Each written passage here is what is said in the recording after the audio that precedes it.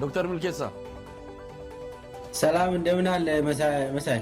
የኢትዮጵያ ሁኔታ እንዴት ነው ዶክተር ሚልኬሳ? ወዴት እያመራ ነው? ብዙ ነገሮች በየዕለቱ እየተከሰቱ ነው። አንዱን አጀንዳ በወጉ እንኳን ተወያይተንበት ሳንጨርስ ሌላ እየተደረበ ኢትዮጵያም በተለያዩ አጀንዳዎች የተጣበበችበት ወቅት ላይ እንገኛለንና እንዴት እየተከታተልከው ነው? መሳይ አመሰግናለሁ። የኢትዮጵያ ወቅታዊ ሁኔታ እንግዲህ በጣም የሚያሳዝን ነው። ነገር ግን ስርዓቱ እየፈረሰ መሆኑን የሚያሳይ በፍጥነት ነው እየሄደ ያለው። እኛ መገመት እንኳን በማንችል ደረጃ በጣም ስርዓቱ እየፈረሰ መያዣ መጨበጫ አጥተው ብዙ ነገር እያደረገ ነው። በየአቅጣጫው ስርዓቱ ላይ ህዝብ እየተነሳ ነው። ከትምህርት ቤት ከተማሪዎች እስከ ትጥቅ ትግል በጣም ፍጥነቱን እየጨመረ የከተማ ነዋሪዎች የገጠር የሁሉም ክልል አካባቢ ያለው ሁኔታ በጣም አስጊ ነው። ኢኮኖሚው ወድቋል። ሴኪሪቲ የሚባል ነገር ኢትዮጵያ ውስጥ የለም። አብይ ተስፋ ቆርጧል። ተስፋ በመቁረጡም የሚወስደው እርምጃ በጣም አሳዛኝ ዘግናኝ የሆኑ እርምጃዎችን እየወሰደ ነው። ያው ስቴት ፌል አድርጓል። የኢትዮጵያ መንግስት ወድቋል ማለት ስቴት ፌለር ነው። ነገር ግን አዲስ አበባ አካባቢ ወደ ቤተ መንግስት አካባቢ መንግስት የሚባል ሽፍታ ይኖራል። ያ ደግሞ ያው ስቴት ኮላፕስ አላደረገም፣ ፌል ግን አድርጓል። ተወሰነ ደረጃ አዲስ አበባ አካባቢ መንግስት መኖሩን ታያለ። እሱም ሽፍታ ነው። ከዛ ውጪ ግን ምንም አይነት ስርዓት እንደሌለ ሙሉ በሙሉ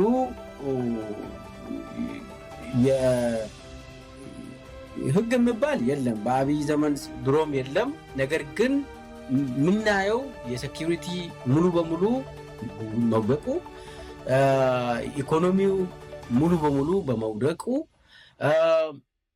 ማህበረሰቡ ውስጥ እየተካሄደ ያለው ጉዳይ የሰብአዊ መብት ጥሰት በአማራ ክልል ባለፈው የሰማነው፣ በኦሮሚያ ክልል እየሰማን ያለነው፣ ሁሉም አካባቢ በቤንሻንጉል ጉሙዝ የምንሰማው፣ ደቡብ ክልል የምንሰማው፣ ሁሉም አቅጣጫ የምንሰማ በጣም ዘግናኝ ነገሮች ናቸው። አጠቃላይ የስርዓቱ ውስጥም ተዳክሟል። መከላከያ ሰራዊት ራሱ ውስጥ የምንሰማው በጣም እየፈረሰ ነው። ተስፋ ቆርጧል። ለምን አብይ ባይዘ ውጭ እያየ ነው የምንሰማው ነገር። ውጭ እያየ ነው ማለት ለመጥፋት ነው። አብይ እንግዲህ ቆይቷል። ዩኤኢ እንደ ቤተ መንግስት አይነት መስራት ከጀመረው አቡዳቢ ላይ ነው እየሰራ ያለው። የራሱ ሲጠፋ የሚኖርበት ያው ወርቅ እያከማቸ ያለበትም እዛው ነው። አብይ ወደ ስልጣን ከመጣ ወዲህ ከዩኤኢ ጋር ግንኙነታቸው ይታወቃል። የዩኤኢ ጉድፈቻ ገብቷል። ማንም ሰው የሚያውቅ ነገር ነው። እዛ ፋጡማ የንጉሱ የዩኤኢ ንጉስ ሮያል ፋሚሊ ፋጡማ የምትባል የአሁኑ የዩኤኢ ፕሬዚዳንት እናት ፋጡማ ትባላለች እና የፋጡማ ልጅ ነው አብያው በጉድፈቻ እዛ የገባ እና እዛ ቤት እየሰራም ስለሆነ ውጭ እያየ ነው። እና ምንድነው ስርዓቱ ከእጁ አመልጧል፣ ሙሉ በሙሉ አመልጧል። አሁን እያደረገ ያለው የሆነ የአጥፍቶ መጥፋት ነገር ነው። መጨረሻ ላይ ሰው እንደዚህ አይነት ሰው እኔ አይቼም አላውቅም። እኔ ካልበላው ማንም ሰው አይበላም፣ ሳርዶ አይብቀል እንደ አህያ ያለችው ነገር እና እንደዛ እያደረገ ነው።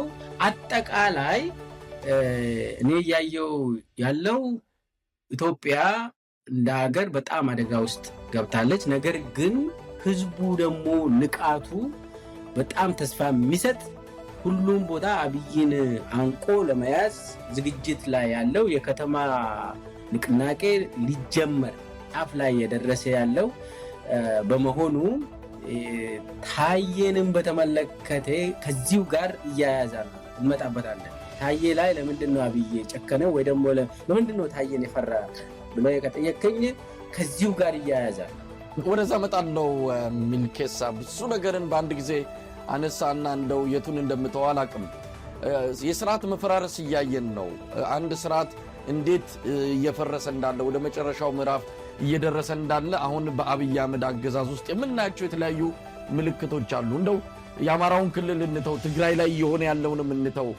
ኦሮሚያ ውስጥ እንግዲህ የኦሮሚያ ብልጽግና አሁን በስልጣን ላይ ያለው በኦሮሞ ህዝብ እየነገደ ያለ የኦሮሞን ህዝብ መከራ ውስጥ እየከተተ ያለ ስርዓት በዛው በኦሮሚያ ውስጥ ግን አቅሙ እየተዳከመ እንዳለ የምናይበት ነው። ሰሞኑን ከእስር ቤት አካባቢ የምንሰማው በብዙ መቶዎች የሚቆጠሩ የኦሮሚያ ብልጽግና የወረዳና የዞን አባላት እየታሰሩ ነው። ምክንያቱ ደግሞ ቀደም ሲል ከጠቀስከው ጋር ነው። አብይ ሊቀጥል አይችልም። ከሚቀጥለው ስርዓት ጋር ከሚቀጥሉ ኃይል ይዘው ከሚመጡት ጋር ብንነጋገር ይሻላል የሚል ነው እና አብይ አህመድ በአሁን ሰዓት በውስጠ መረጃ አማካኝነት የራሱን አባላት እየበላ ነው ያለው፣ እያሰረ ነው ያለው። እስር ቤቶች ሞልተዋል። ኦሮሚያ ምን እየሆነ ነው ያለው? እንደው ሚልኬሳ ኦሮሚያ እንግዲህ አብይ ከኦፒዲዮ ነው የተመረጠው። ከዚህ ጋር ተያይዘው ለተወሰነ ጊዜ የኦሮሚያ ሰው ነው፣ ስለዚህ እሱን እንደግፍ የሚባል አርጉመንቶች ነበሩ። ነገር ግን በሂደት መጀመሪያው ጦርነት ኦሮሚያ ላይ አወጀ። ከዛ በኋላ ሰው እንደው ታጣቂዎች ናቸው ያበላሹት፣ አብይ እኮ የኛው ልጅ ነው፣ የአባገዳ ልጅ ነው ምናምን እየተባለ ብዙ ተወራ። ከዛ ቀስ እየተባለ ቀስ በቀስ በጣም ፋሽስታዊ በሆነ አካሄድ የሰው ልጅ እንደ አውሬ ተጫወተበት አብይ። አንድ በአንድ ይሄ ነገር አየን። በኋላ ስርዓቱ ውስጥ ገባይ የብልጽግና ስርዓት ውስጥ ለምሳሌ አሁን መጀመሪያ እኔ ወጣው እነለማ ተበላ፣ ሁላችንም ከዛ ወጣን፣ ታየም ወጣ። ከዛ በኋላ ደና የሆኑ ነፍስ ያላቸው ሰዎች ሁሉ አንድ በአንድ ወጡ። ከዛ በኋላ ደግሞ ሂዶ ምን ሆነ? ሞት በየቤቱ ደረሰ፣ ቀብር በየቤቱ ደረሰ። ይሄ ሰውም መረሸን ምናምን በየቤቱ ሚሊሻ በቀጥታ ሰውን እንዲገል ተደረገ። ፍርድ ቤት የሚባል ነገር ቆመ። ይሄ ሁሉም ቤት ደረሰ። አሁን ባለፈው ሂዶ የደረሰ የክልል ካቢኔ አባል ወንድም ሁሉ ተገሏል። ለምሳሌ አሁን ባለፈው 2 ሳምንት አካባቢ ይመስለኛል የኦሮሚያ ትምህርት ቢሮ ኃላፊ ቶላ በሪሶ የሱ ወንድም መቂ ምስራቅ ሸዋ ላይ የሱ ወንድም በሚሊሻ ነው የተገደለ እና የክልል ካቢኔ ቤትም ደረሰ። የይልማ መርዳሳ ወንድምም ማን እንደገደለ አይታወቅም፣ ታስሮ የሆነ ግሩፕ አስሮት ገድሏል፣ አላቅም፣ ብቻ ግን ተወስዷል። ሁሉም ቤት ደርሷል። ሰውማ አፍኖ ገንዘብ መጠየቅ ምናምን፣ ይሄ ስርዓቱ ወድቆ ሁሉም ቤት እያንኳኳ ስለሆነ ኦሮሚያ ውስጥ አይ ቲንክ አብይ ተቀባይነቱ ሁሉ ዜሮ። አሁን ማን ነው የሚደግፈው አብይን? ሸገር የምትባል ከተማ አለች። መሬቷን የሚቸበችቡ የብልጽግና ደጋፊዎች አሉ። ባለሀብት የሚባሉ አሉ። በአቋራጭ ሚሊዮነር የሆኑ አሉ። ጉደታ ገላልቻ አይነት ማለት ነው። የአፍሮ ጽዮን ዋና ሲኢኦ ያው አፍሮ ጽዮን የሽመልስ አብዲሳ እና የዝናሽ ታያቸው ነው። ጉደታ ገላልቻ ደግሞ በበላይነት የሚመራ ቢሊዮነር ነው። አሁን ፓርላማ አባል ነው ጉደታ።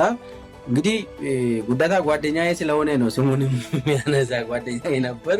ሻይ እንኳን ለእኔ መግዛት አይችልም ነበር ከ7-8 ዓመት በፊት እና አሁን ዛሬ የሽመልስ ሚንዜም ነው። እነሱ አዲሱ አረጋና ጉዳታ ገላልቻ ናቸው የሽመልስ አብዲሳ ሚንዜ።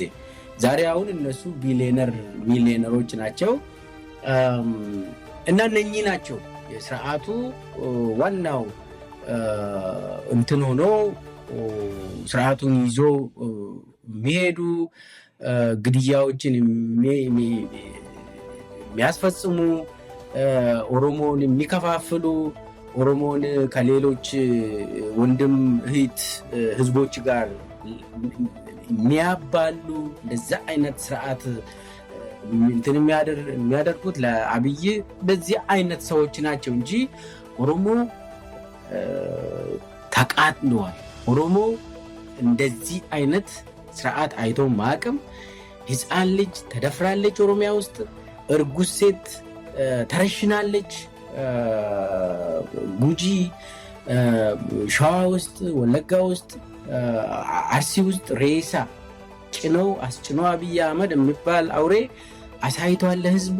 ማህበረሰቡ ባህሉን እንዲተው አድርጓል። ይህ እንዲህ አይነት እንግዲህ ሬሳን እንደዚህ በአህያ አስጭነ የምትሄድ ከሆነ ምን አይነት ማህበረሰብ እየገነባ እንደሆነ የቀድሞውን ማህበረሰብ እያፈረስክ በሌላ ጨካኝ የሆነ ማህበረሰብ እንግዲህ ሰሞኑን የአባገዳዎች ግድያ 4ኛ ዓመቱ ታስቦ ውሏል። አባገዳዎችን 14 አባገዳዎችን በተርታ አድርገው እንደ አይኤስ ዜጎቻችንን የሆነ ጊዜ ሲረሽኑ ሊቢያ ውስጥ ታስታውሳለ መሳይ። እንደዛ አይነት እንትን ነው ግድያ ነው የተፈጸመባቸው አባገዳዎች፣ ከረዩ አባገዳዎች እንደው በተርታ እንደዚህ አድርገው ገዳዮቹን ደግሞ ከጀርባቸው አድርገው ተደፍተው እንዲተኙ በሆዳቸው እንዲተኙ ተደርጎ አባገዳዎቹ ገዳዮቹ ደግሞ ላያቸው ላይ ቆሞ እንደዚህ አስረሽነው ማለት ኦሮሚያ ውስጥ ይሰቀጥጣል የተደረገው። ይሄ ሁሉ አንገትን ለማስደፋት፣ ይሄ ሁሉ ምንም አይነት ዲሞክራሲ ህዝብ እንዳይጠይቅ፣ ለመብቱ እንዳይቆም ባሪያ ሆኖ የአብይ አገልጋይ እንዲሆን፣ ህዝቡ ደግሞ እንዲፈርስ፣ እንደ ህዝብ እንዳይቆይ ለማድረግ የተደረገ ነው። ዛሬ አብይ ምንም አይነት የትም ቦታ ተቀባይነት የለውም። ተወሰነ ፍራቻ አለ። ሰው ይፈራል፣ እውነት ነው። ነገር ግን በፍራቻ አንተ አትገዛም። ሁሉም ሰው ለትግል ራሱን ሰጥቷል። ዝግጅትም አለ። ለዛም ነው ሁሉም ቦታ አሁን የኦኤልኤ የኦሮሞ ነፃነት ሰራዊት ሁሉም ቦታ አሁን በክልሉ ሁሉም ቦታ እየተንቀሳቀሰ ነው ያለ። አማራጭ ሰው አማራጭ የለውም። ወደዛ እየተቀላቀለ ሰው ቢልኬሳ ምንድነው በኦሮሞ ህዝብ ላይ በዚህ ደረጃ እየጨከነው? እንግዲህ ህወሓት የትግራይ ህዝብን ጠቀመ ማለት አንችልም። በእርግጥ በዚህ ደረጃ ግን ህወሓት የትግራይን ህዝብ አልጎዳም። በእርግጥ አልጠቀመምም። የትግራይ ህዝብ ህወሓት ከሄደ በኋላ ምን ያህል ጉዳት እንደደረሰበት አሁን በሰፊው የምናይበትና የምንመሰክርበት ሁኔታ ነው የተፈጠረው። ነገር ግን በእንደዚህ አይነት ጭካኔ የገዛ ህዝቡን ለኦሮሞ ህዝብ ነው የቆምኩት፣ ኦሮሞ አለፈለት፣ ከዚህ ያህል ጊዜ በኋላ የእናንተ ልጆች ናቸው ቤተ መንግስት ያሉት እያሉ እየተናገሩ ከማንም ባልተናነሰ ሁኔታ አንዳንዴም በከፋ መልኩ የኦሮሞ ህዝብ ነው በዚህ ስርዓት እየተጨቆነ ያለው እየተገደለ ያለው። ለምን ይመስላል ዶክተር ሚልኬሳ?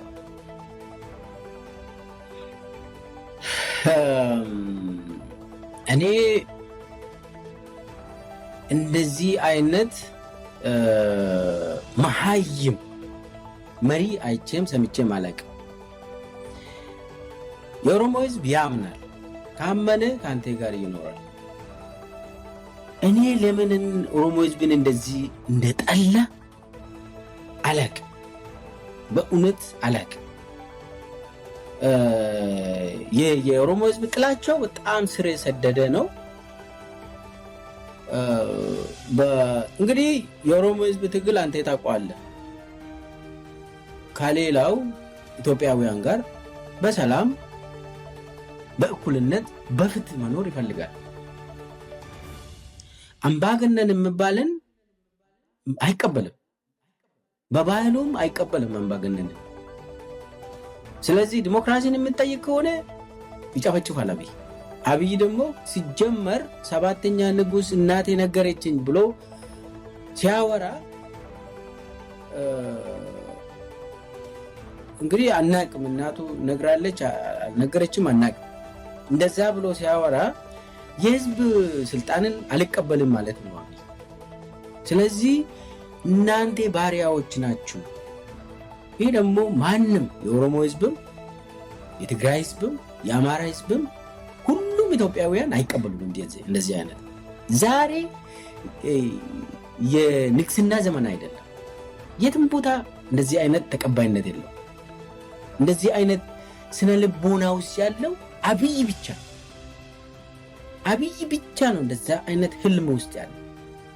ሌላው ኢትዮጵያዊ እኔ አላውቅም። እንደዚህ አይነት ንጉስ ሆናለሁ፣ ሌላው ባሪያ ሆናለህ፣ ህግ የለም፣ የሁሉንም ስልጣን ሰብስቤ በእጄ ይዛለሁ ብለህ የምትሄድ ከሆነ ብቻህን ነው። ሁሉንም ጨብጣለሁ ብለህ አንድንም ሳትጨብጥ ትባረራለህ።